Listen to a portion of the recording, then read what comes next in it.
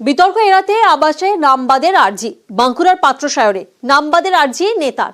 পাকা বাড়ি সত্ত্বেও আবাস তালিকায় নামে বিড়ম্বনা, তাই এবার বিডিওর কাছে নামবাদের আর্জি তৃণমূল নেতার।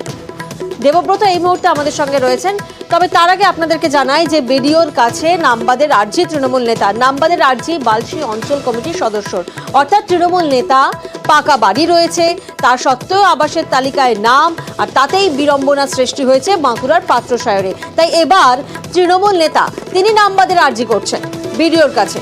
প্রতিনিধি দেবব্রত এই মুহূর্তে আমাদের সঙ্গে রয়েছেন। দেবব্রত, এই যে পাকা বাড়ি সত্ত্বেও আবাসের তালিকায় নাম রয়েছে তৃণমূল নেতার, তাহলে কি যখন সমীক্ষা হচ্ছিল সেই সময় কি ওনার এই পাকা বাড়ি ছিল না ছিল না? একবারেই প্রিয়াঙ্কা, দেখো যেমনটা জানাচ্ছে ওই তৃণমূল নেতা, যখন সমীক্ষা হয়েছে অর্থাৎ যখন লিস্ট তৈরি হয়েছে সেই সময় 5 বছর আগে তাদের কাঁচা বাড়ি ছিল, অর্থাৎ মাটির বাড়ি ছিল, যে কারণেই তাদের আবাস যোজনার তালিকায় নাম এসেছে এবং সেই সময় তারা আবাস যোজনার তালিকাভুক্ত হওয়ারও যোগ্য ছিল। তবে পরবর্তী সময়ে তাদের পাকা বাড়ি হয়, প্রাসাদ বাড়ি হয়, যে কারণেই এখন যখন রাজ্য সরকার এককভাবে এই আবাস যোজনার তালিকা সার্ভে করছে এবং আবাস যোজনা দেওয়ার জন্য উদ্যোগ নিয়েছে, সার্ভে শুরু হয়েছে, তখন দেখা যায় তাদের নাম রয়েছে অথচ পাকা বাড়ি রয়েছে। এরপরে ওই তৃণমূল নেতা তৎপর হয়ে ওঠে, সে জানায় যে যেহেতু তার পাকা দোতলা বাড়ি রয়েছে তাই সে এই বাড়ি আর নেবেন না, এই বাড়ি যাতে অন্য কোনো গরিব মানুষ পায় সেই বিষয়, তার জন্যই তিনি ভিডিওর দ্বারস্থ হন এবং সেখানে তিনি লিখিত আকারে আর্জি জানান যে তার নাম যাতে আবাস যোজনার তালিকা থেকে কেটে দেওয়া হয় এবং স্বাভাবিকভাবে সেই বাড়ি যাতে প্রাপ্য যারা তারা যেন পায়। প্রিয়াঙ্কা,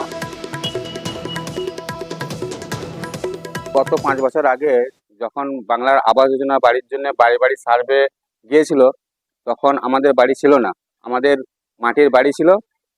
আমরা 2 ভাই ঠিক করলাম যে এখন আমরা বাড়ি আর নেব না, কারণ আমাদের বর্তমানে একটি পাকা বাড়ি আছে।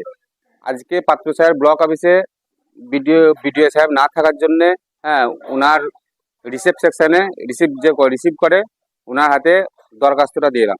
আমরা 2 ভাই মানে আলোচনা করে নিজের স্বইচ্ছায় আমরা বাড়িটি নেব না বলে দরখাস্ত দিলাম। 4 বছর আগে আবাস যোজনার যে সার্ভে হয় সেই সময় নিমাই মাঝি ও আনন্দ মাঝির মাটির বাড়ি ছিল। পুনরায় নতুন করে বাংলা আবাস যোজনার যে সার্ভে হচ্ছে তার বিগত 1-2 বছর আগে নিমাই মাঝি ও আনন্দ মাঝি এটি পাকা বাড়ি করে।